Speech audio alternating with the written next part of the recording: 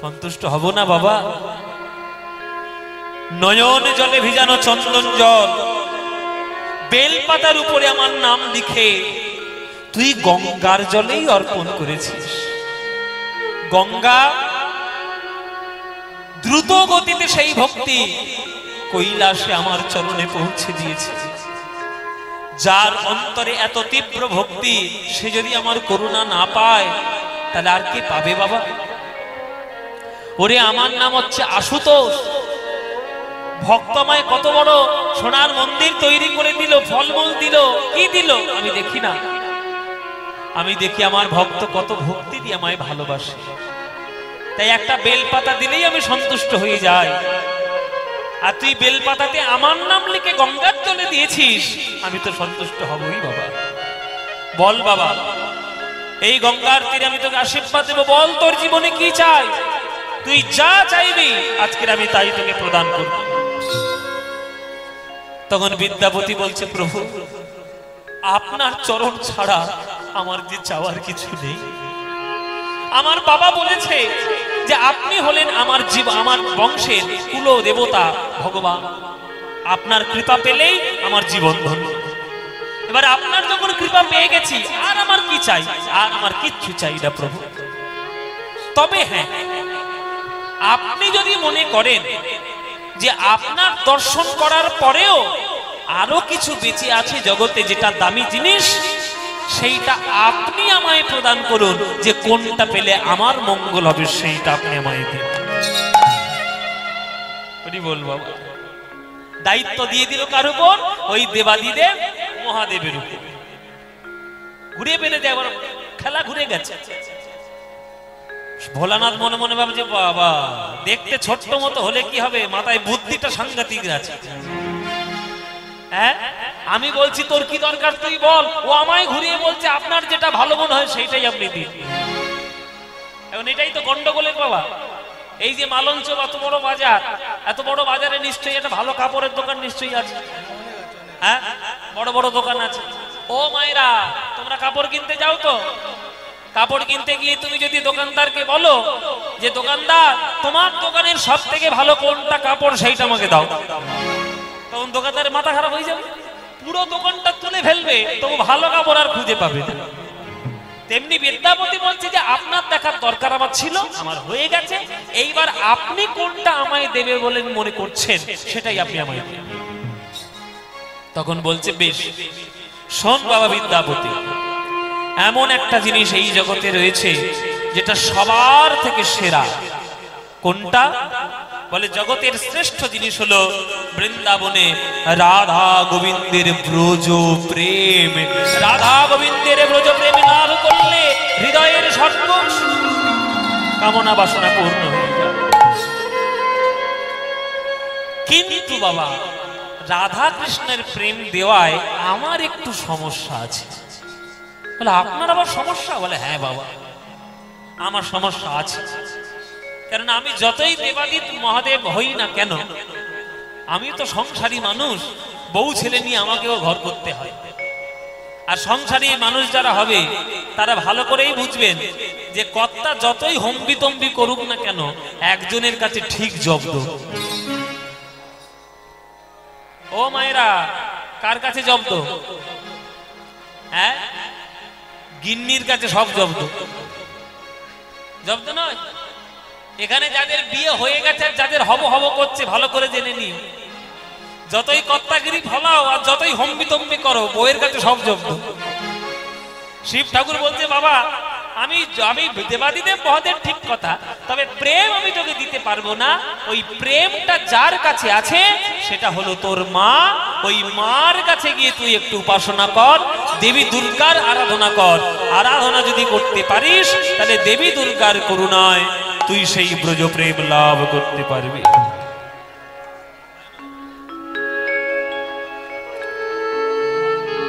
বেশ, ঠিক আছে, তাহলে দুর্গার উপাসনা আমি করব।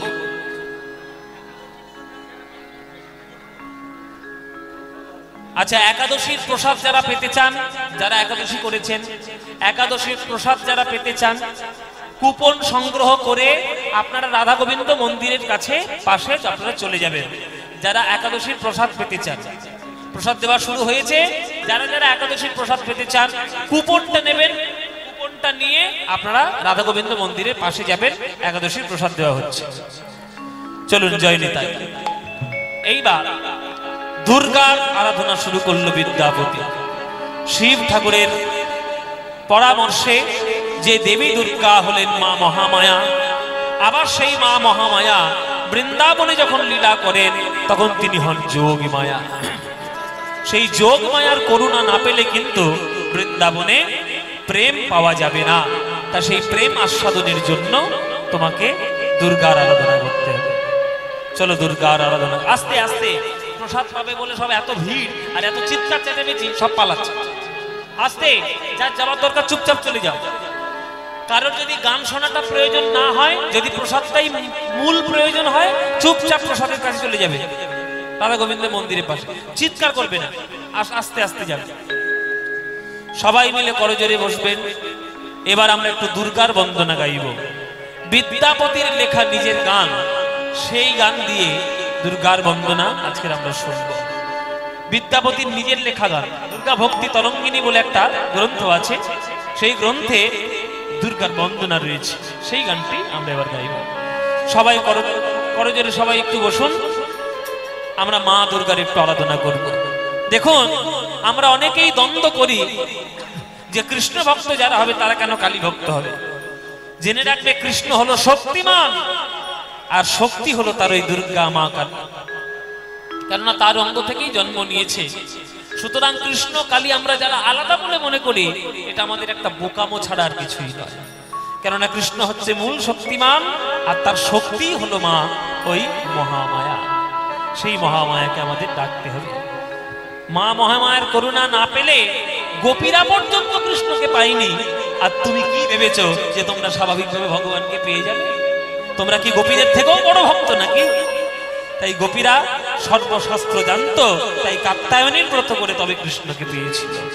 সবাই একটু করজোড়ে বসুন মায়েরা। আমি এবার দুর্গার বন্দনা গাইব, বিদ্যাপতির লেখা। সবাই করজোড়ে বসবেন আর উলুধ্বনি দেবেন আমি যখন শ্লোকগুলো বলবো। সর্বমঙ্গল মঙ্গলে শিবে সর্বার্থ সাধিকে শরণ্যে ত্র্যম্বকে গৌরী নারায়ণী নমস্তুতে।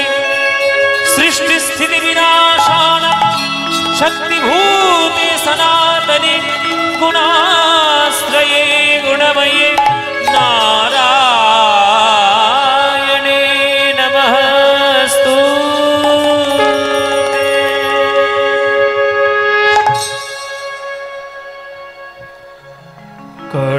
কনকভূধর শিখরবাসিনী চন্দ্রিকা চয় চারুহাসিনী। টরি রাগ, টরি রাগের উপরে কি অপূর্ব দুর্গা বন্দনা। আহা, এসব গান আমি গাইছি বটে, আপনারা যদি না মন দিয়ে শুনতে পারেন, আপনারা যে কি লস করছেন আপনারা বুঝতে পারছেন। একেবারে খোদ পদাবলী এবং বিদ্যাপতির লেখা যেসব গান, সেই গানগুলোই আপনাদের শোনাচ্ছি। কনকভূধর শিখরবাসিনী চন্দ্রিকা চয় চারুহাসিনী। কনকভূধর শিখরবাসিনী চন্দ্রিকা চয় চারুহাসিনী।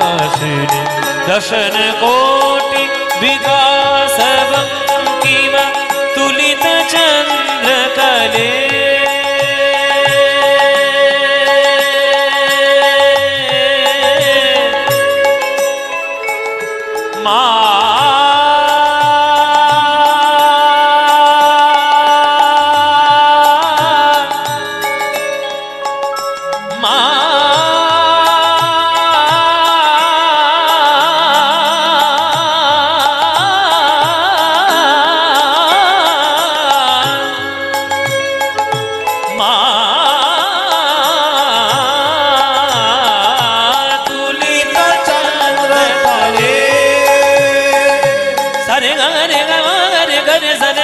దని ద మగ మదని ని సా তুলিত চন্দ্র তলে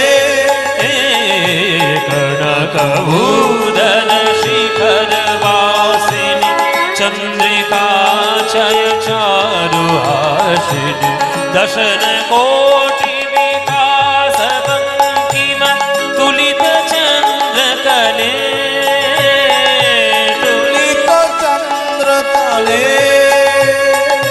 ক্রোধ সুর রিপুবল নিপাতিনি মহিষ শুম্ভনি শুম্ভঘাতিনি ভীতভাতি ভয়োপনাদন পাটন প্রবলে খড়গভূধর শিখরবাসিনী চন্দ্রিকা জয় চারুহাসিনী কনকভূধর শিখরবাসিনী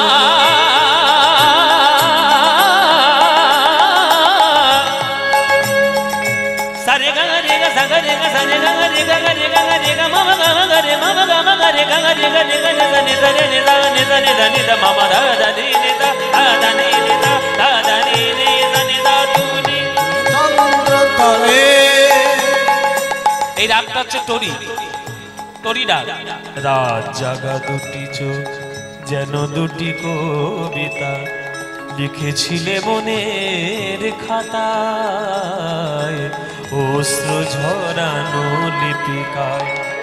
মান্যবাবুর একটা বিখ্যাত গান আছে, সেটা টরি রাগ, এটাও টরি রাগ।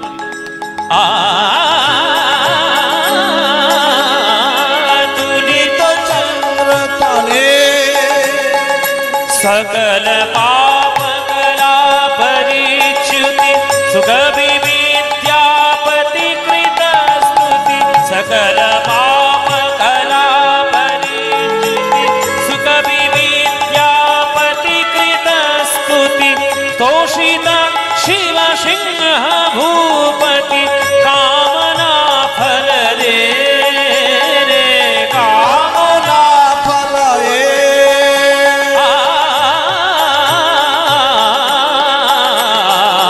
কামনা ফলয়ে कनकभूषण शिखर वासिनी चंद्रिका चय चारुहासिनी दशण कोटि विकास बंकिमा तुलित चंद्र कले रे तुलित चंद्र कले रे तुलित चंद्र कले।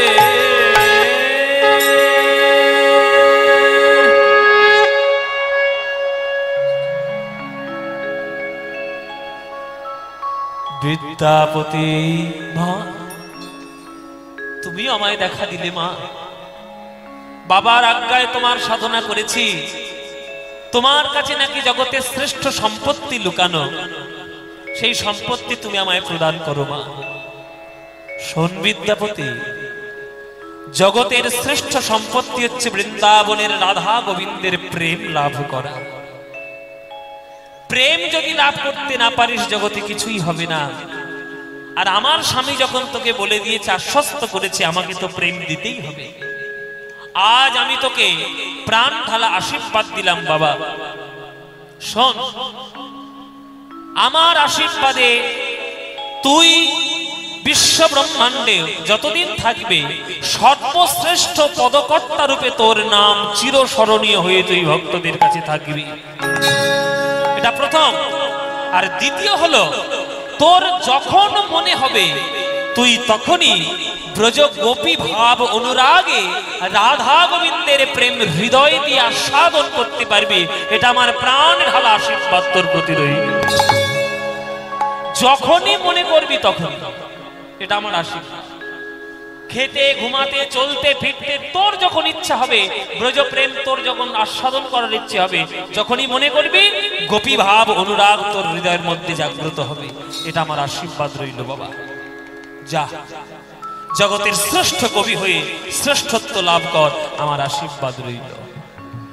তাহলে এতক্ষণ যে ঘটনা শুনলেন বাবা, কতজন দেব দেবী বা কটা ভগবানের কৃপা বিদ্যাপতি পেল? দেখি আপনারা কেমন শুনছেন কীর্তন। কটা ভগবানের করুণা পেল বাবা? দুটো। ঠিকঠাক করে বলুন।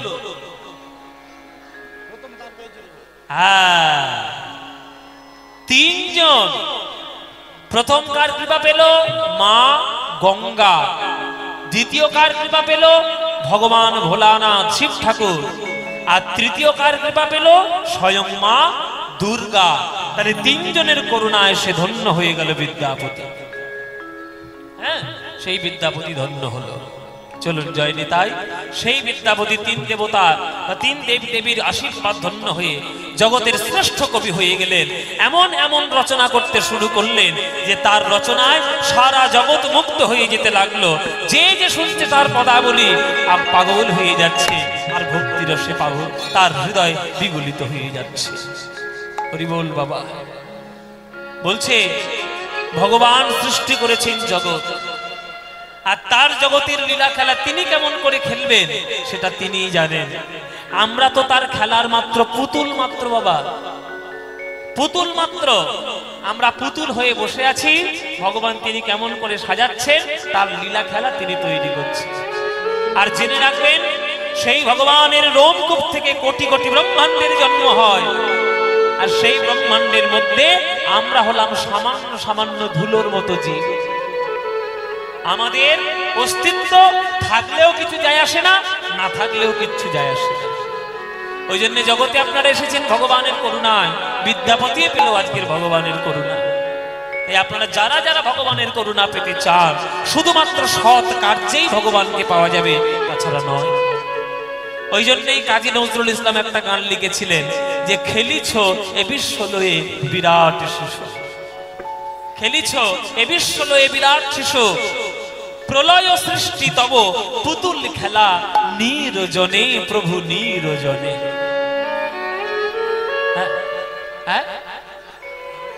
কোনটা? এইটা আবার গাইবো? দূর, কতবার শুনেছেন তো, আবার কত গাইও? আরো শুনবেন? আচ্ছা ঠিক আছে। কাজী নজরুল ইসলামের গান।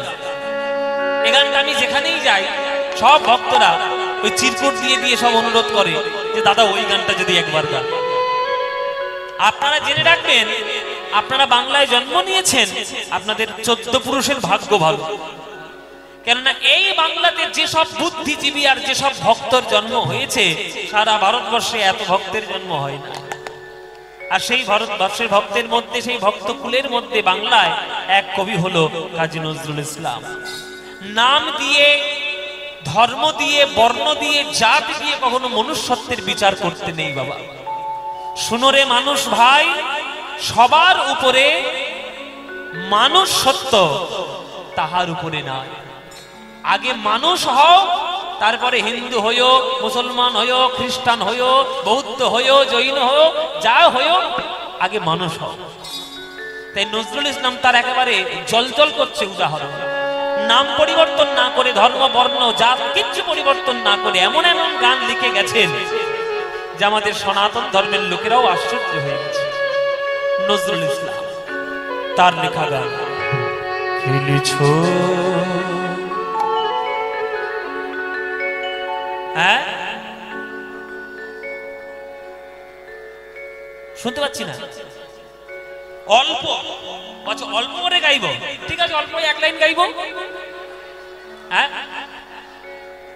পুরোটা গাইব। খেলিছ এ বিশ্বরে বিরাট শিশু, আন মনে খেলিছ এ বিশ্বরে বিরাট শিশু, আন মনে খেলিছ প্রলয় সৃষ্টি তব পুতুল খেলা, প্রলয় সৃষ্টি তব পুতুল খেলা, নিরজনে প্রভু নিরজনে খেলি বিশ্বলয়ে বিরাট শিশু আনমনে খেলেছ শূন্যে মহা আকাশে তুমি মগ্ন লীলা বিলাসে শূন্যে মহা আকাশে তুমি মগ্ন লীলা বিলাসে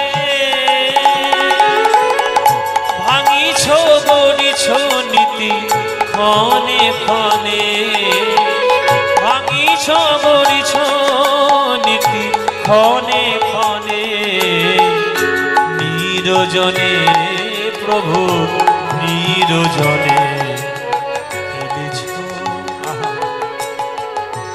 এসব গান, সব গানের তুলনা কখনো টাকা পয়সা দিয়ে করাই যায় না।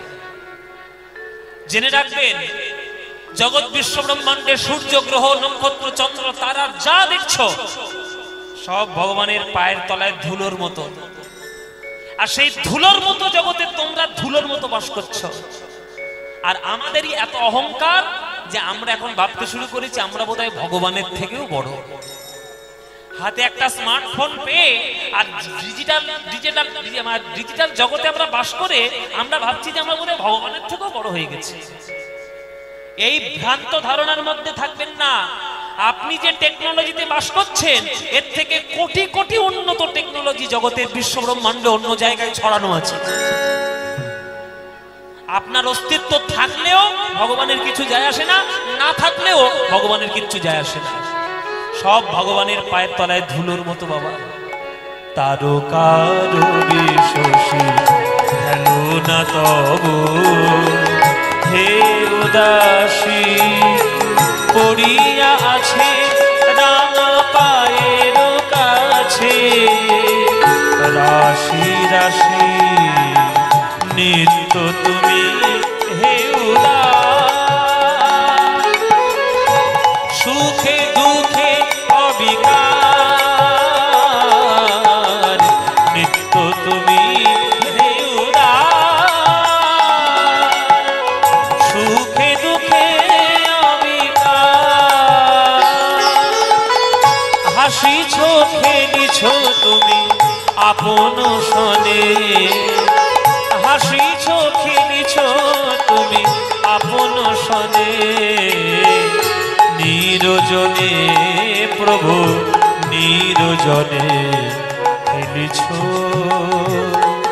এ বিশ্বলয়ে বিরাট শিশু আনমনে খেলিছ এ বিশ্বলয়ে বিরাট শিশু আনমনে খেলিছ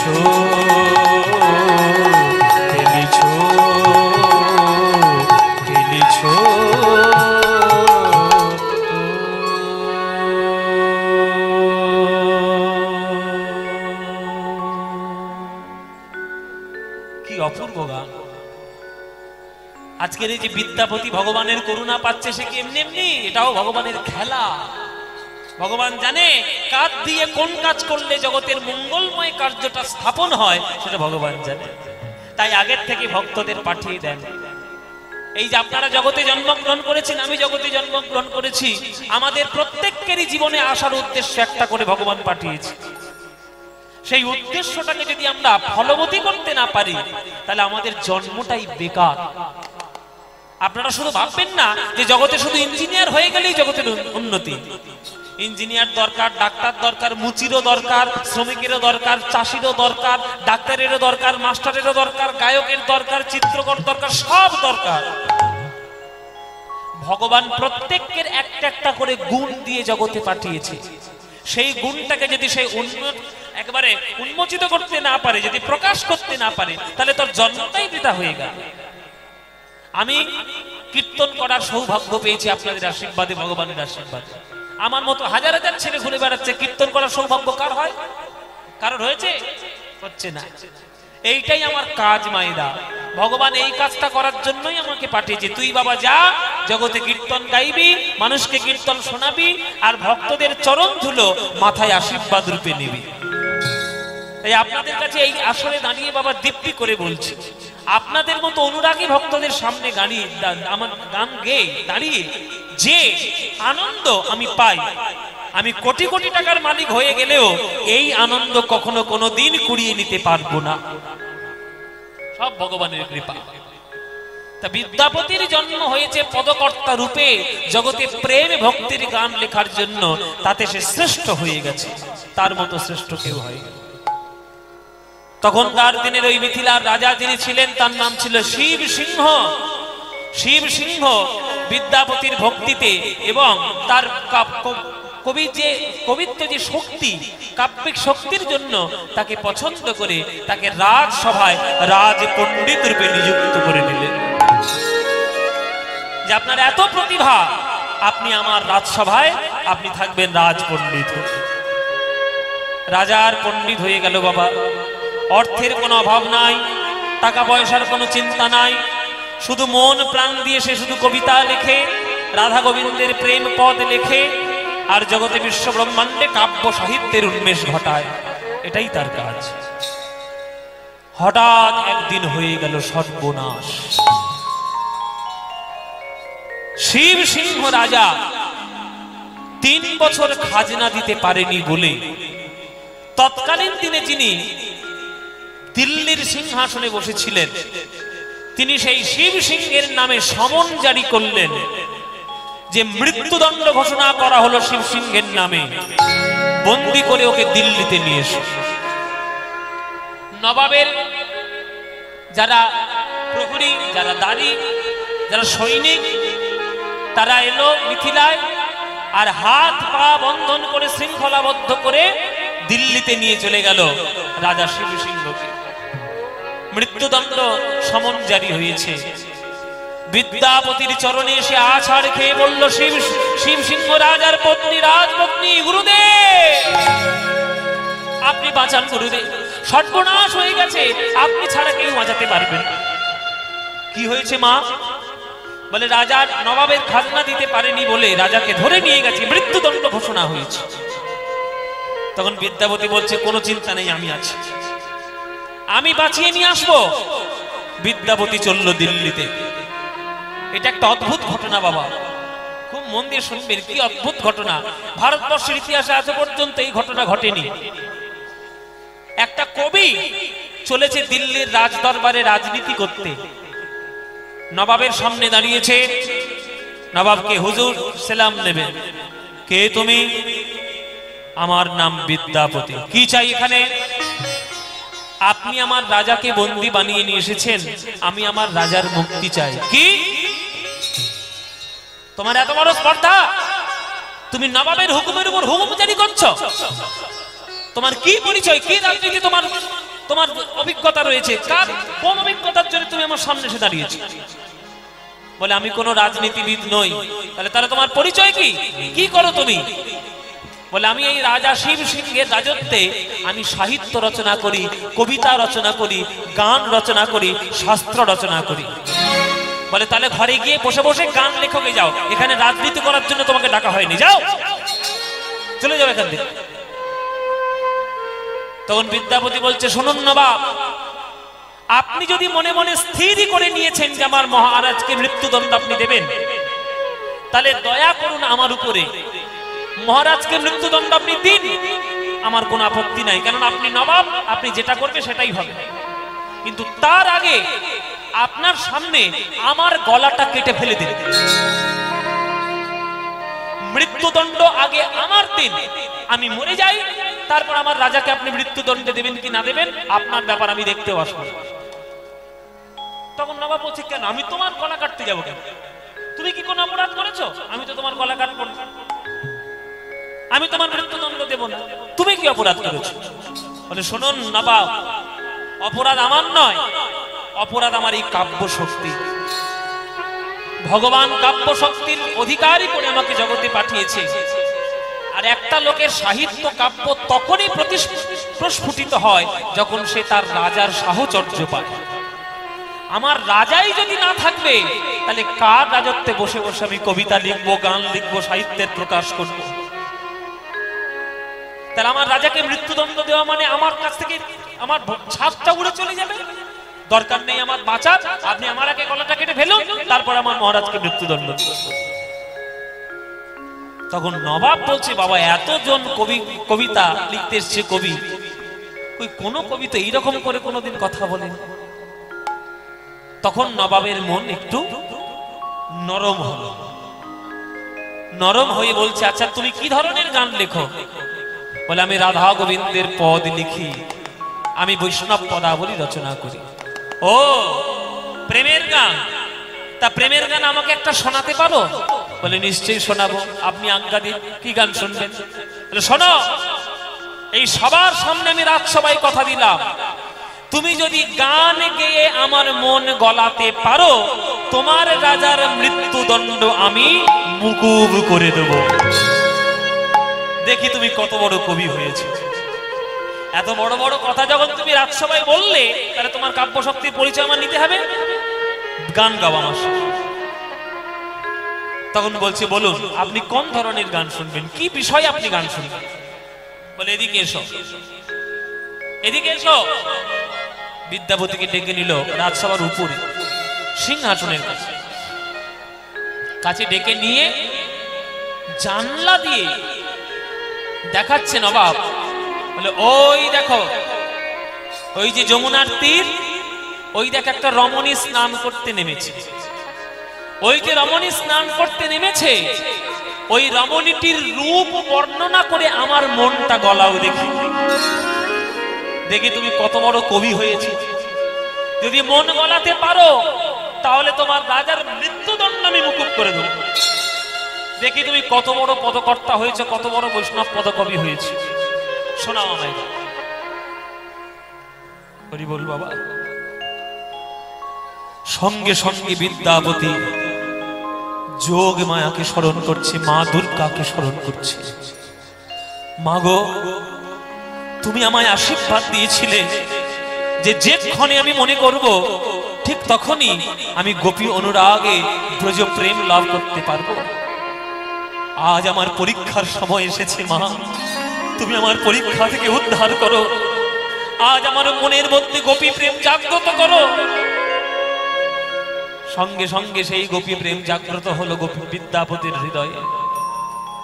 এইবার জানলা দিয়ে যমুনার তীরে ওই মেয়েটাকে দেখছি। বিদ্যাপতি মনে মনে ভাবলেন, দিল্লি হলো যমুনার তীরে। ভালো করে বুঝুন, ভালো করে বুঝুন, দিল্লি হলো যমুনার তীরে, আর আমাদের বৃন্দাবনটাও হলো যমুনার তীরে। তাহলে ওই যে রমণী স্নান করছে, আমি কেন মনে করব একটা সাধারণ রমণী স্নান করছে? আমি মনে করব যমুনার জলে যেন আমার রাধা রানী স্নান করছে।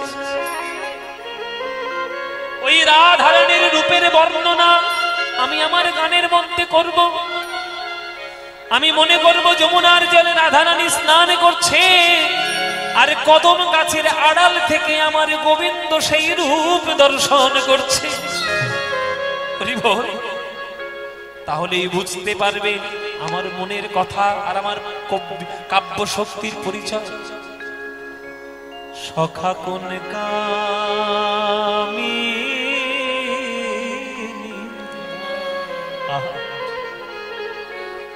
কি অপূর্ব বৈষ্ণব পদাবলীর সুর আর তার ভাব। বল বাবা। সখা কোন কামি, ও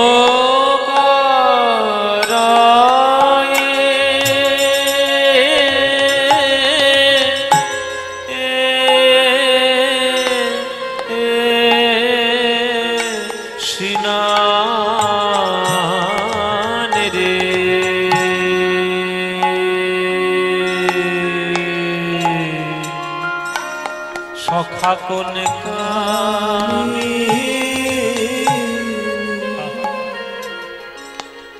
হরি বল বাবা। সবাই একটু করজোরে রাধারানীর রূপকে কল্পনা করুন। যমুনার জলে আমার রাধারানী যেন স্নান করছে, আর সেই রূপ কদম গাছের আড়াল থেকে আমার গোবিন্দ দেখছে। আর সেই রূপের বর্ণনা কেমন হবে বিদ্যাপতি লিখছে, ও তার আকণ্ঠ বপু জলে বইসে, আর বদন মাত্র জলে ভাসে, দেখে আমার মনে যেন যমুনার উপরে ওগো সোনার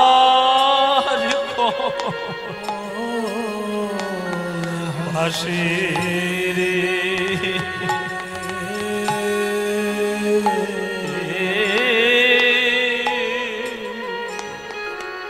সখা সখা কোন কামি,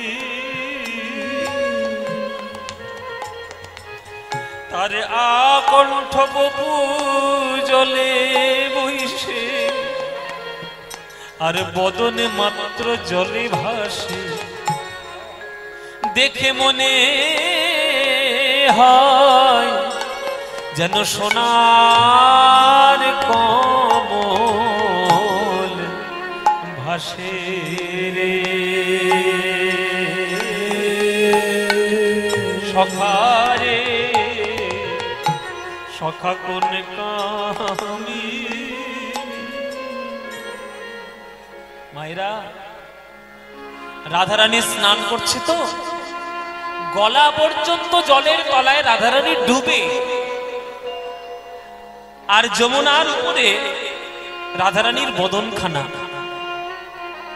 দেখে মনে হচ্ছে কালো নীল জলের উপরে রাধারানীর বদনটা যেন সোনার পদ্ম ফুলের মতো বিকশিত হয়েছে।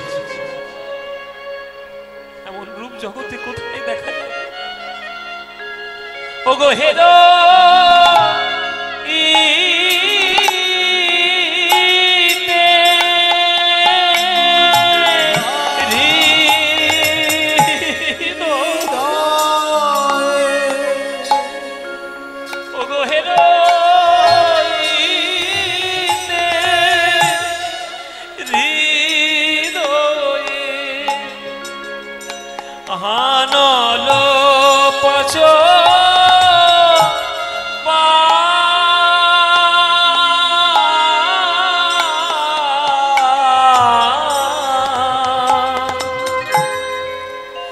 সখারে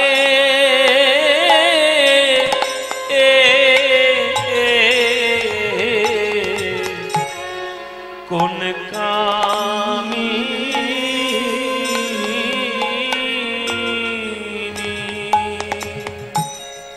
যেই চোখের জলে বিদ্যাপতি এমন সুন্দর করে গান রাধারানীর রূপের বর্ণনা করছে, সেই যে নবাব সিংহাসনে বসেছিল, এতদিন তারা রমণীর স্নান দেখত কাম দৃষ্টিতে, আজ বিদ্যাপতির করুণায় মা দুর্গার কৃপায় আজ সেই নবাবের নয়ন থেকে ঝর ঝর ধারায় জল পড়েছে। নিতাই গৌর প্রেমানন্দে হরি।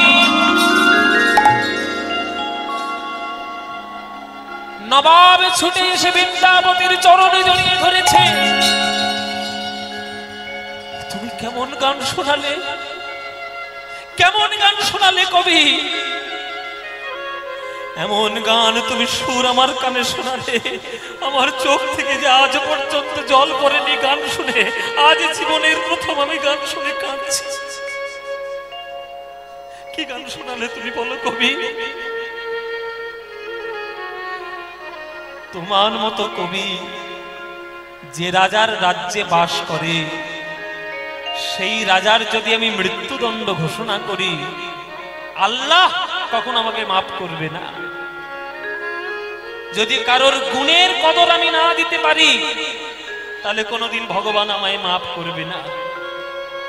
আজ আমি এই রাজ দরবারের সামনে তোমার কাব্য শক্তির জন্য ভারতবর্ষের ইতিহাসে প্রথম হলো যে আজ তোমার রাজার মৃত্যুদণ্ড আমি মুকুব করে দিলাম।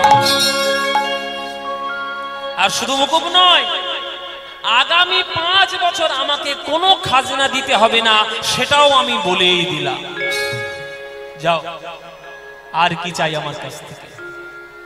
ভারতবর্ষের ইতিহাসে বাবা এই ঘটনা আর দ্বিতীয়বার কোনোদিন ঘটেনি যে একটা কবি গান গেয়ে রাজার মৃত্যুদণ্ড মুকুব করে নিয়ে রাজাকে ফিরিয়ে নিয়ে ঘরে এসেছে।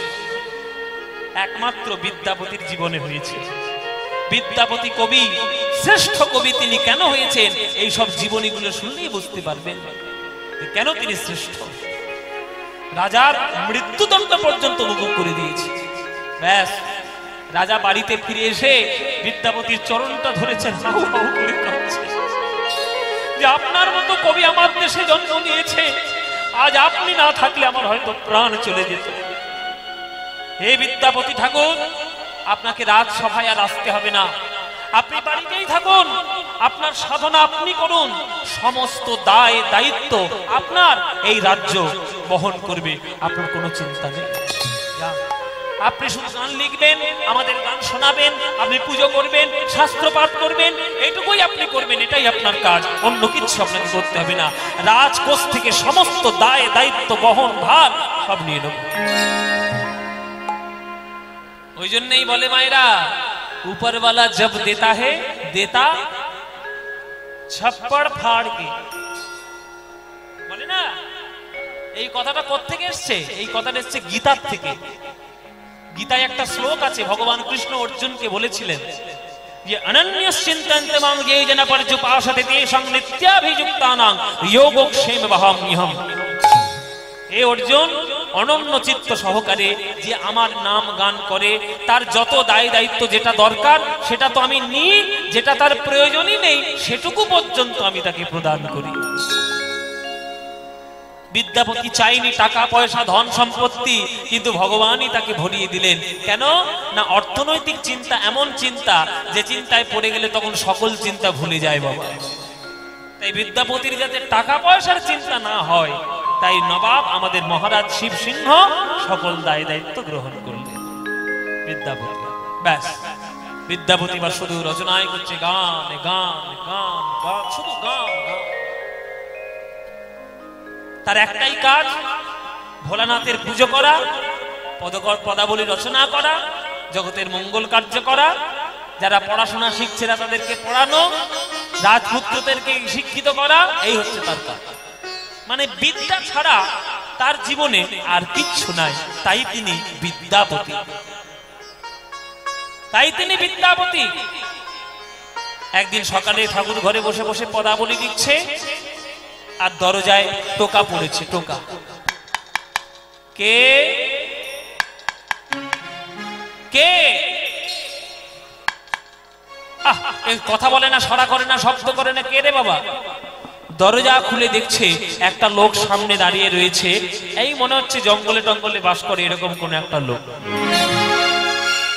ও মায়েরা, গায়ে একেবারে ধুলো ছাই কোথা থেকে মেখেছে তা কি জানি, একেবারে গায়ে ধুলো ছাই ভর্তি, এবার কালো মতো দেখতে একটা লোক সামনে এসে দাঁড়িয়েছে।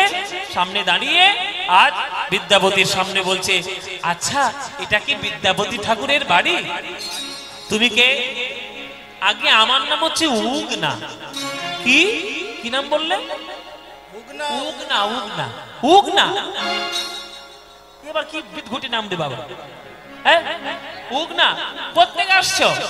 বলে আপনি আমার বাসস্থান চিনবেন না, আমি অনেক দূর থেকে আসছি, আমার শুধু একটাই কাজ, আমি ঘুরে ঘুরে বেড়াচ্ছি, কে রাধা গোবিন্দের গান লেখে, কে প্রেমের গান লেখে, আমি তার বাড়িতে থাকবো, তার বাড়িতে ভৃত্য আমি থাকবো।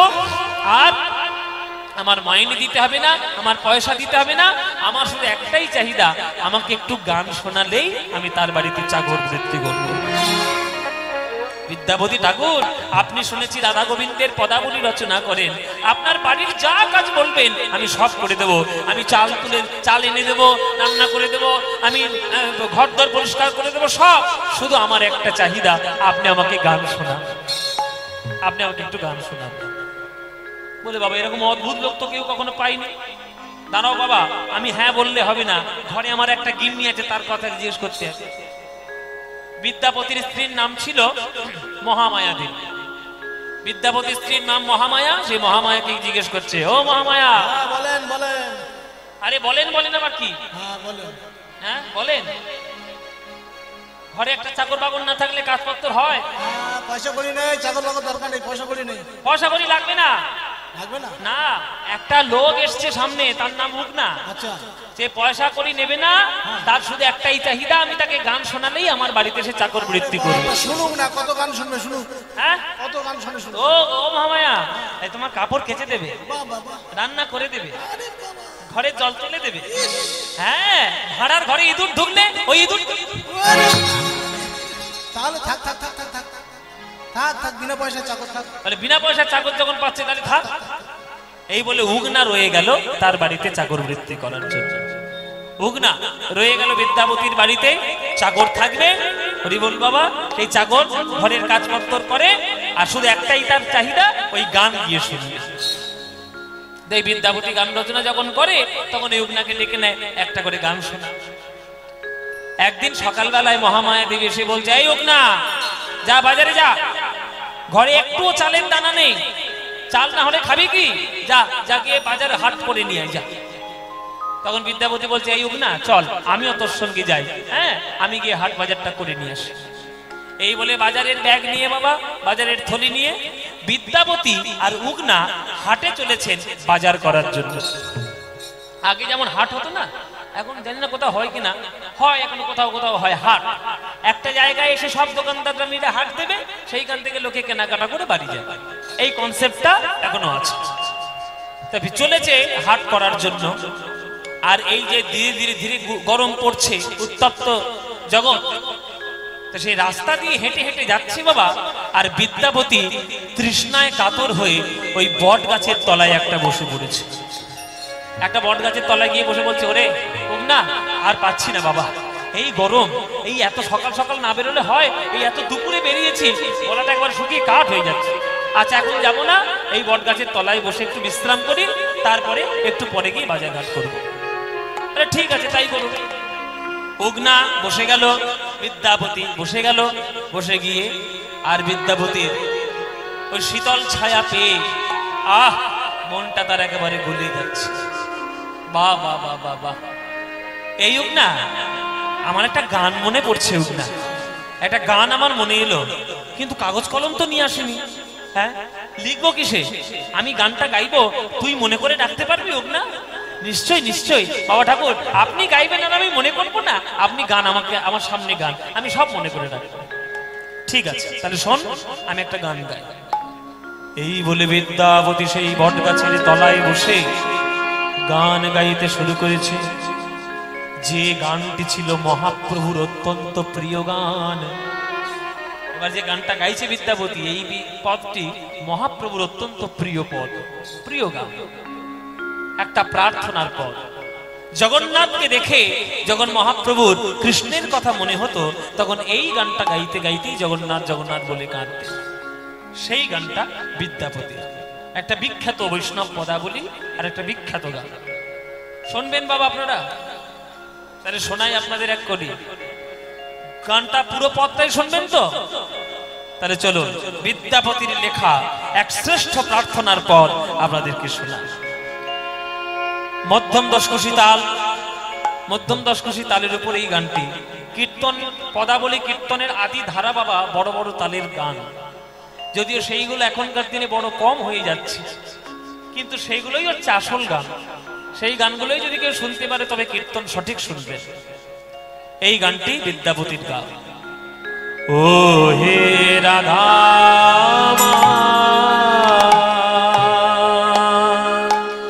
ও মাধব,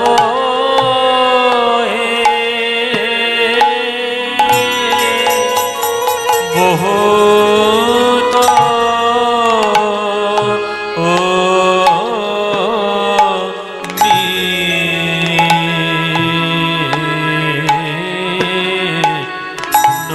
মিনতি, বহুত মিনতি করো তো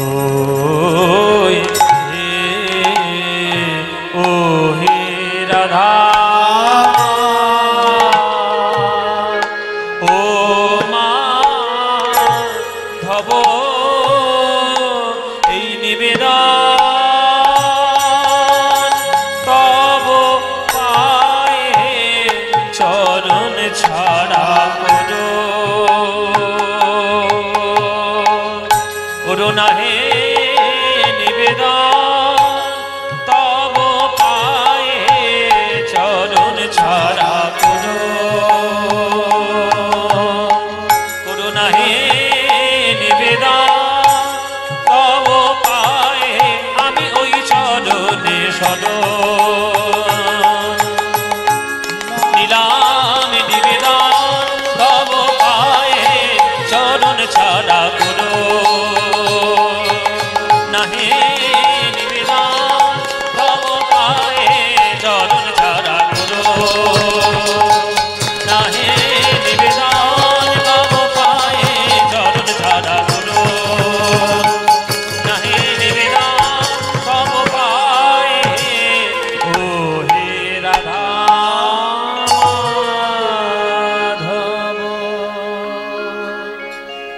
মাধব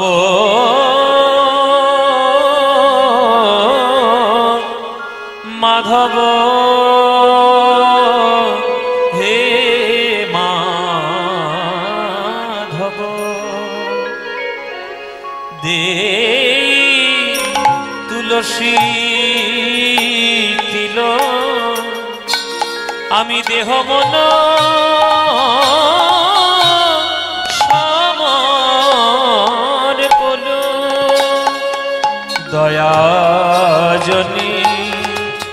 দয়াজনী ছোড়ো বিময় হে মাধব ওগো আমায় দয়া ছেড়ো না হে আমায় দয়া ছেড়ো না হে আমি চির অপরাধী বলে ওগো আমায় দয়া ছেড়ো না হে।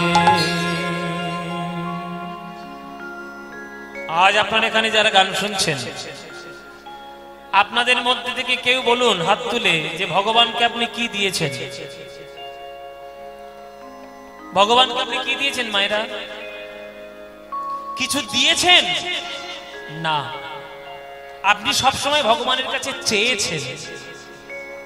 টাকা দাও, গাড়ি দাও, বাড়ি দাও, জমি দাও, ছেলে দাও, মেয়ে দাও, চাকরি দাও, ব্যবসা দাও, সবাই ভগবানের কাছে চায়। ভগবানকে কেউ কিছু দেয় না। চাওয়াটার থেকে যেদিন আপনার দেওয়াটা ইম্পর্টেন্ট হবে সেদিন জানবেন ভগবানের প্রতি আপনার প্রেম বৃদ্ধি হচ্ছে।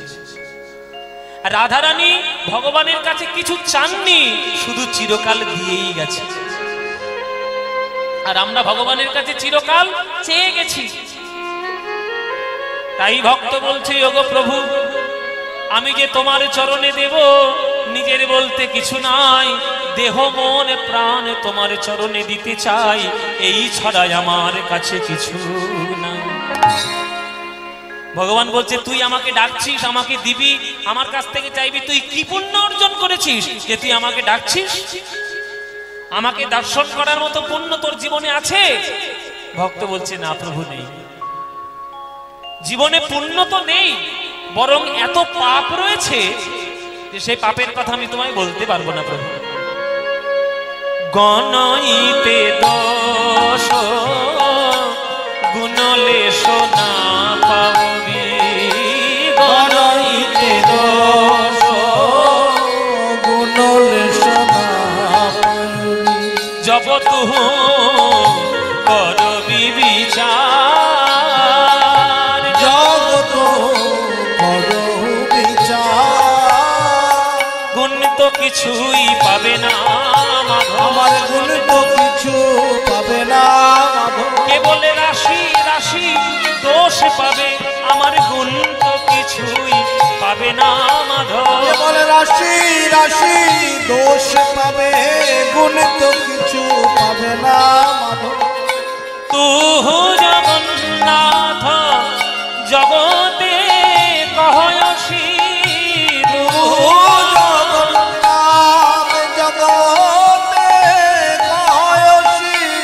জগবাহির নহময়ী ছাড়, জগবাহির নহময়ী ছাড়। আমি তো জগৎ ছাড়া নই হে, প্রভু আমি তো জগৎ ছাড়া নই। তুমি যদি জগন্নাথ হবে তাহলে আমি তো জগৎ ছাড়া নই হে। তুমি যদি জগন্নাথ হবে আমি তো জগৎ ছাড়া। ও মায়েরা, একটা চায়ের কাপে যতটুকু চা ঢালা সম্ভব তার থেকে যদি বেশি চা ঢালা হয় কি হবে? উপচে পড়ে যাবে। তাহলে আমার হৃদয়টা হচ্ছে কাপের মতো, পাপটা হলো চায়ের মতো। আমার হৃদয় রূপ কাপে যতটুকু পাপ ধরার ক্ষমতা ততটুকু তো করেইছি, এত পাপ বেশি করেছি যে হৃদয় জায়গা নেই, উপচে উপচে এবার পাপটা পড়ে যাচ্ছে। ভগবান বলছে তাহলে তুই পাপও করেছিস, আবার আমাকেও ডাকছিস, আবার আমার উপর ফলাও করছিস যে আমি তোকে কৃপা করতে বাধ্য। তুই মানুষ হয়ে জন্ম নিয়েছিস বলে এত তর্ক করছিস, এই অপরাধে আমি যদি আগামী জন্মে তোকে মানুষ করে আর জন্ম না দিই তখন তুই তোর মনের কথা কি করে জানাবি? তখন ভক্ত বলছে, প্রভু গো, আগের জন্মে যদি মানুষ করে জন্ম না দাও তাহলে আগের জন্মের কথা আমি এই জন্মে বলে গেলাম। কি এ মানুষ পশু পাখি কি এ জন্মিয়ে, কি এ মানুষ পশু পাখি দিয়ে জন্মিয়ে, অথবা কীট পতঙ্গে, অথবা কীট পতঙ্গে, আমার কর্ম বিপাকে গতাগতি পুনঃ পুনঃ, কর্ম বিপাকে গতাগতি পুনঃ পুনঃ, যেন মতির তুয়া পর সঙ্গে, ওই মতির পর সঙ্গে। হে গোবিন্দ, যদি আগামী জন্মে গাছপালা রূপে আমায় জন্ম দাও তাহলে দয়া করে আমায় তুলসী বৃক্ষ রূপে জন্ম দিও। তুলসীর পাতা দিয়ে তোমার সেবা করব, মঞ্জরি দিয়ে প্রসাদ হব, আর তুলসীর কাষ্ঠ হয়ে ভক্তদের গলায় তুলসীর মালা হয়ে আমি জন্ম নেব। যদি জলের প্রাণী করে জন্ম দাও তাহলে দয়া করে আমাকে শঙ্খ রূপে জন্ম দিও। তোমার আরতি যখন হবে আমি ফুৎকার বেজে উঠতে পারবো। যদি তুমি পোকামাকড়ে করে জন্ম দাও দয়া করে আমাকে মৌমাছি করে জন্ম দিও, ফুল থেকে মধু আহরণ করব, আর সেই মধু দিয়ে তোমার প্রসাদ তৈরি হবে। যদি পাখি করে জন্ম দাও তাহলে ময়ূর করে জন্ম দিও, চূড়ার বেখমের পালক তোমার চূড়ার সেবায় কাজে লেগে যাবে। যদি পশু করে জন্ম দাও যেন গাভী করে জন্ম দিও, দুগ্ধ রূপে তোমার কাছে প্রসাদ হয়ে জীবন সার্থক করব, আর মরণের পর চর্ম দিয়ে মধুর মৃদঙ্গ হব, হরিনাম সংকীর্তনে বাজাতে কাজে লাগবে।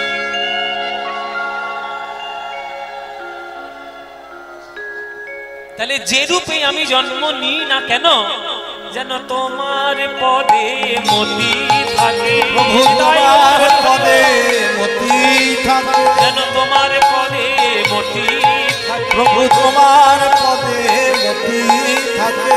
যে রূপেই জন্ম নিই না কেন যেন তোমার পদে মতি থাকে, যে রূপে জনম নিই না কেন তোমার পদে মতি থাকে, যে রূপেই জন্ম নিই না কেন যেন হরি হরি বলতে পারি, যে রূপে জন্ম নিই না কেন হরি সেবা করতে পারি, যে রূপে জন্ম নিই না কেন হরি সেবা করতে পারি, যে রূপে জন্ম নিই না কেন মতির তুয়া পর সঙ্গে।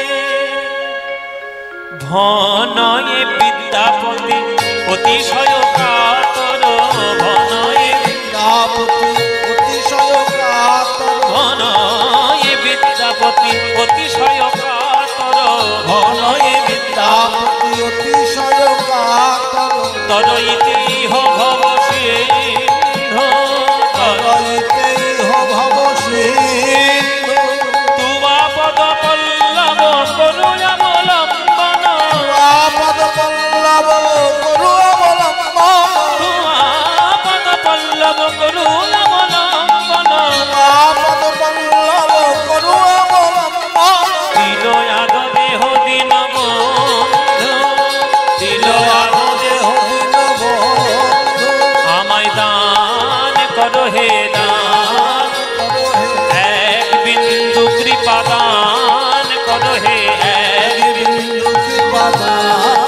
করো না না ফুরাবে না হে না হে এক বিন্দু দানে সিন্ধু ফুরাবে না হে এক বিন্দু দানে সিন্ধু ফুরাবে না বিন্দু দানে সিন্ধু হে কৃষ্ণ করুণা সিন্ধু এক বিন্দু দানে সিন্ধু হে কৃষ্ণ করুণা সিন্ধু এক বিন্দু দানে সিন্ধু হে কৃষ্ণ করুণা সিন্ধু এক বিন্দু দানে সিন্ধু হে কৃষ্ণ করুণা সিন্ধু এক বিন্দু দানে সিন্ধু ফুরাবে না তিল আধো দেহ দিন বন্ধু তিল আধো দেহ দিন দিন বন্ধু দিন বন্ধু তিল আধো দেহ দিন বন্ধু দিন বন্ধু দিন বন্ধু দিন আধো দেহ দিন বন্ধু দিন বন্ধু দিন বন্ধু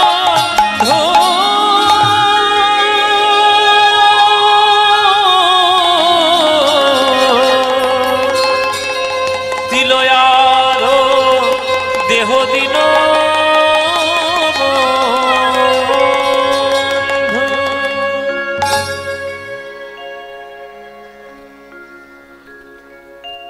উগনা উগনা এই উগনা কে কে কে আমায় ডাকলো কে এই পাগল হলি নাকি আমি ডাকছি তোকে ও বাবা ঠাকুর আপনি এ কেমন গান শোনালেন বাবা ঠাকুর এ গান শুনে আমার যেন মনে হলো আমি স্বর্গ মর্ত পাতাল ত্রিভুবন একাকার করে শুধু গোবিন্দের চরণে এক গানের মধ্যেই আমি ডুবে গেলাম বলে গান শুনে তোর আনন্দ হয়েছে বলে প্রচুর আনন্দ হয়েছে বলে আনন্দ তো তোর হয়েছে গলাটা তো আমার শুকিয়েছে আমার গলা শুকিয়ে গেছে আমার জন্য জল নিয়ে আয় কোথায় পাবি জল জল নিয়ে আয় জল আনতে যাচ্ছে উগনা গেল জল আনতে ঝোপঝাড়ের মধ্যে প্রবেশ করলো কোথায় নালা কোথায় পুকুর খাল বিল আছে একটু দেখি ও মায়েরা একটা ঝোপের মধ্যে গিয়ে একটু পরেই হাতের মধ্যে টলটলে পরিষ্কার জল নিয়ে এসে সামনে ধরেছে বিদ্যাপতি এই নিন বাবা ঠাকুর জল পান করুন বিদ্যাপতি বলছে এই জল তুই কোথায় পেলি কোথায় পেলি এই জল আমি এই অঞ্চলেরই বাসিন্দা কোথায় খাল আছে নালা আছে পুকুর আছে নদী আছে আমার সব জানা আছে কোথায় প্রবেশ করলি আর কোথাকার কি জল নিয়ে তুই আমার কাছে হাজির করলি আমি তো তোর হাত থেকে এই জল পান করব না এই জল আমি পান করব না কেননা তুই কি জাত সেটাই আমি জানি না আগেকার দিনে এই বিচারগুলো ছিল বাবা আমি তোর হাত থেকে জল পান করবো না এই জলটা কোত্থেকে তুই এনেছিস সেটা আমি আগে শুনবো তারপরে জল পান করবো তখন এই উগনা বলছে বাবা ঠাকুর তুমি সন্দেহ করো না এই যে জল আমি তোমার জন্য নিয়ে এসেছি এ তো যা তা জল নয় তুমি নির্দ্বিধায় পান করতে পারো তোমার কোনো অসুবিধা হবে না এই জল আমি যেখান সেখান থেকে আনি নাই এই জলে আমি মাথা হতে এনেছি জল মাতা হতে হরি বল হরি বল হরি বল মাথা হতে এনেছি জল মাতা হতে এনেছি এই যে শুদ্ধ গঙ্গা জল আমি মাথা হতে এনেছি এই যে শুদ্ধ গঙ্গা জল মাতা হতে এনেছি ওগো এই যে শুদ্ধ গঙ্গা জল তুমি নির্দ্বিধায় পান করো এই যে শুদ্ধ গঙ্গা জল নির্দ্বিধায় পান করো এই যে শুদ্ধ গঙ্গা জল নির্দ্বিধায় পান করো এই যে শুদ্ধ গঙ্গা জল নির্দ্বিধায় পান করো এই যে শুদ্ধ গঙ্গা জল নির্দ্বিধায় পান করো আমি মাথা হতে এনেছি কে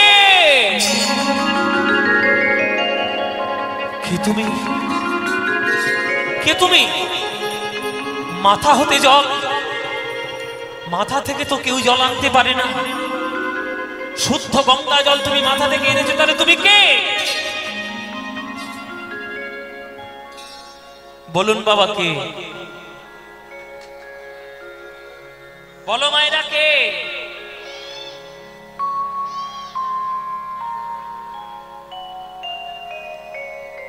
উগনা বলছে বিদ্যাপতি, তোমার পদাবলিতে আমি সন্তুষ্ট হয়ে তোমার বাড়িতে এসেছিলাম রাধা গোবিন্দের গান শুনবো বলে। এতদিন তোমার বাড়িতে চাকর রূপে ছিলাম, আজ দেখো আমার রূপ দেখো। মায়েরা, সেই উগনার ভেতর থেকে রূপ প্রকাশ হচ্ছে। মায়েরা উলুধ্বনি দিন। তবে উগনা দেখাইল আপন স্বরূপ, তবে উগনা দেখাইল আপন স্বরূপ। আজ দেবাদি দেবে মহাদেব হয় অনুরূপ, দেবাদি দেবে মহাদেব হয় অনুরূপ। আজ দেবাদি দেবে মহাদেব হয় অনুরূপ। দেবাদি দেবে মহাদেব হয় অনুরূপ। প্রভু প্রভু তুমি ক্ষমা করো, প্রভু তুমি ক্ষমা আমি চরণ চিনতে পারি নাই, প্রভু তুমি ক্ষমা করো। চরণ চিনতে পারি নাই, প্রভু তুমি ক্ষমা করো। আমি চরণ চিনতে পারি নাই, ওই অপরাধী হলাম, চরণ চিনতে পারি নাই, অপরাধী হলাম।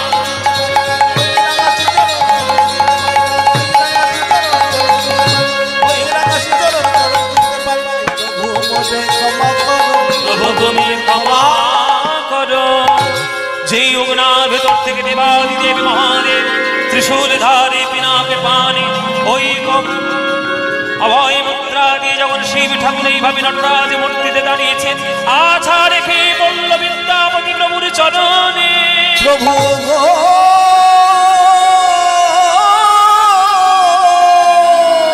প্রভু আমি কি অপরাধ করেছি প্রভু? আমার বাড়িতে তুমি আমার কুলের দেবতা, তুমি আমার কুলের ভগবান, আর আমার বাড়িতে তুমি চাকর হয়ে রইলে। কত কটু কথা বলেছি, কত উঁচু স্বরে কথা বলেছি, কিন্তু তুমি এই কাজ কেন করলে প্রভু? মহাদেব বলছে, ওরে বিদ্যাপতি, যার গানের মধ্যে শুধু ব্রজ প্রেমের রস পাওয়া যায়, আমি তোকে বলেছিলাম জগতের শ্রেষ্ঠ সম্পত্তি হলো প্রেম, তুই লাভ কর। আমার স্ত্রী দুর্গার করুণায় সেই প্রেম তুই এত পূর্ণভাবে লাভ করেছিস যে তোর গান শোনার জন্য আমি কৈলাসে আর থাকতে পারলাম না, আমি তোর কাছে চলে এসেছি বাবা। তবে তুই আমার স্বরূপ দেখেছিস, কাউকে যেন বলে দিস না আমার স্বরূপ কি, কারণ একবার যদি বলে দিস আর আমি তোর বাড়ি থাকতে পারবো না, আমাকে চলে যেতে হবে। বাড়িতে ফিরে এলো উগনাকে নিয়ে বিদ্যাপতি, রেগে গেল মহামায়া। উগনা, বাবুর সঙ্গে জমিদারি দেওয়ার জন্য বাজারে গেছিলিস, চাল কোথায়, বাজার কোথায়, আমি রান্না করবো কি? হাঁড়ির মধ্যে শুধু জল ফুটছে, তোরা চাল নিয়ে এলে তবে আমি ভাত চড়াবো। আর তোর এত বড় স্পর্ধা, তুই জমিদার হয়ে গেছিস, যা যা বাজারে যা, যা তুই বাজারটা করে নিয়ে আয়। তখন বিদ্যাপতি বলছে, মহামায়া তুমি কার প্রতি কি বলছো এমন করে? ভদ্রভাবে কথা বলো। আরে ভদ্রভাবেই বলছি, চাকরের সঙ্গে আবার কি বলবো? এই যাবি কিনা বল, যাবি না? এই বলে একটা লাঠি নিয়ে এই বিদ্যাপতির স্ত্রী মহামায়া যখন ওই উগনার অঙ্গে আঘাত করতে যাবে, মহামায়া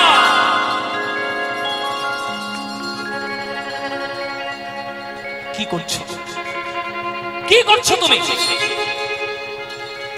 যার অঙ্গে আঘাত করতে যাচ্ছ লাঠি নিয়ে, জানোই নিকে?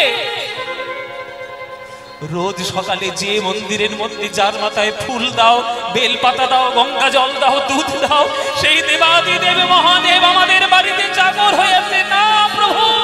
প্রভু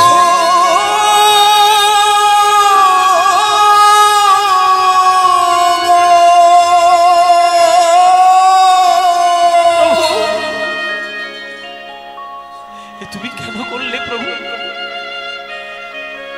স্বামী স্ত্রী দুজনেই চরণ জড়িয়ে ধরে কাঁদছে, কিন্তু তারা আর কি কাঁদছে বাবা, শিব ঠাকুর তার থেকে আরো বেশি কাঁদছে। ওরে বিদ্যাপতি, তোকে যে আমি বারবার বললাম আমার পরিচয় বলবি না সবার কাছে, তোর স্ত্রীর কাছে তুই বলে দিবি। আর আমি তোর বাড়িতে থাকতে পারবো না, এইবার আমাকে ফিরতে হবে কৈলাস। না প্রভু, আমরা তোমাকে যেতেই দেবো না আমাদের বাড়ি ছেড়ে। না বাবা, এরকম বলতে নেই, আমাকে যেতেই হবে। তবে রোজ আমি তোর কাছে গান শুনবো, এই কথাটাও তোকে আমি দিয়ে গেলাম। যে বট গাছের তলায় বসে তুই গান শুনিয়ে আমাকে ভাব সমাধিস্থ করে দিয়েছিস, কিছুদিনের মধ্যেই সেই বট গাছের তলা থেকে পাতাল ভেদী মহাদেব রূপে শিবলিঙ্গ রূপে আমি প্রকাশিত হব। আর ওইখানে গিয়ে তুই রোজ একটা করে আমাকে গান শুনিয়ে আসবি। ওইখান থেকেই আমি কৈলাসে তোর গান শুনে আমি ব্রজ প্রেমে, রাধা গোবিন্দর প্রেমে আমি সিদ্ধ হব বাবা। এইটুকুই আমার বল বাবা। কিছুদিনের মধ্যেই সেই বট গাছের তলা থেকে পাতাল ভেদী মহাদেব উদিত হলেন। সেই পাতাল ভেদী মহাদেব উদিত হওয়ার পর সেইখানে প্রত্যেক দিন গিয়ে একটি করে গান বিদ্যাপতি শুনিয়ে আসতেন। সেই বিদ্যাপতি বিশ্ব ব্রহ্মাণ্ড যতদিন থাকবে ততদিন তার নাম নিয়ে লোকে প্রণাম করবে, কেননা বিদ্যাপতির মতো শ্রেষ্ঠ কবি আজ পর্যন্ত জগতে জন্মগ্রহণ করেনি। সেই বিদ্যাপতির সমাধিস্থল হচ্ছে সমস্তিপুর বলে একটা জায়গা, সেটাও বিহারের মধ্যেই, নেপাল বিহার বর্ডারের কাছাকাছি। আপনারা অনেক জায়গায় গিয়েছেন, অনেক কিছু শুনেছেন, অনেক নৃত্য দেখেছেন। আপনারা যদি কখনো পয়সা খরচা করে যদি আপনারা মিথিলায় গিয়ে বিদ্যাপতির ওই জন্মস্থান, সেই লীলাস্থান দেখে আসতে পারেন, তাহলে আপনাদেরও জীবন ধন্য হবে বাবা। এখনো পর্যন্ত সেই বিদ্যাপতির জন্মভূমিতে শাস্ত্র পাঠ হয়, মন্দির রয়েছে, আর যা যা পদাবলী তিনি লিখেছেন সেই সব পদাবলীগুলো পাথরে খোদাই করে লিখে এখনো সেই মন্দিরের গায়ের মধ্যে লেখা রয়েছে। সেই গান, সেই পদ আপনারা অবশ্যই শুনতে পাবেন আর দেখতেও পাবেন। আর সেই বিদ্যাপতির নামে সবাই একটু জয়ধ্বনি দেবেন। শ্রেষ্ঠ কবি পদকর্তা বিদ্যাপতি ঠাকুর কি, বিদ্যাপতি ঠাকুর কি, বিদ্যাপতি ঠাকুর কি জয় নিতাই।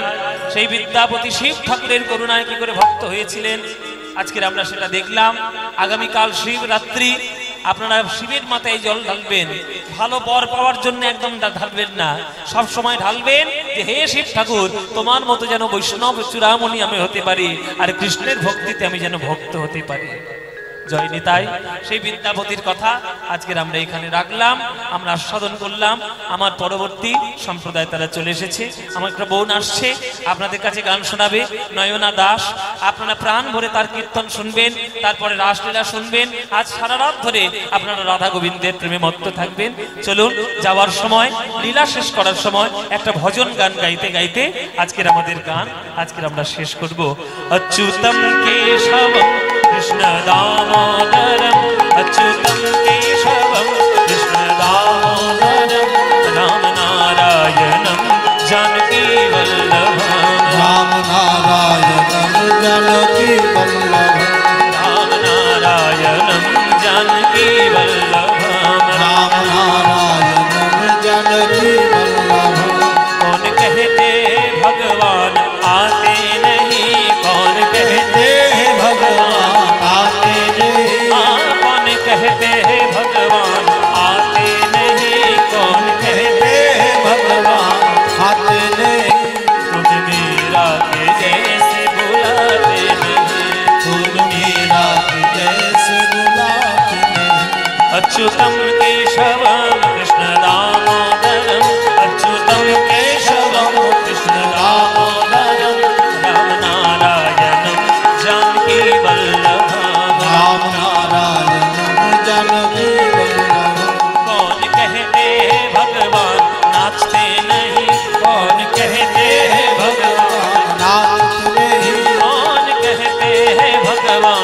नाचते नहीं। कौन कहते हैं भगवान नाचते नहीं। गोपियों की तरह तुम नचाते नहीं। गोपियों की तरह तुम नचाते नहीं। गोपियों की तरह तुम नचाते नहीं। गोपियों की तरह तुम नचाते नहीं। अच्युतम केशवम कृष्ण दामोदरम। अच्युतम केशवम कृष्ण दामोदरम।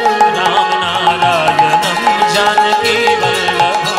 राम नारायणम जानकी वल्लभम। राम नारायणम कृष्ण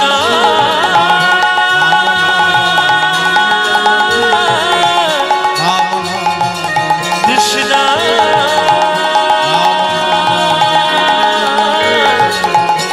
हरे कृष्ण हरि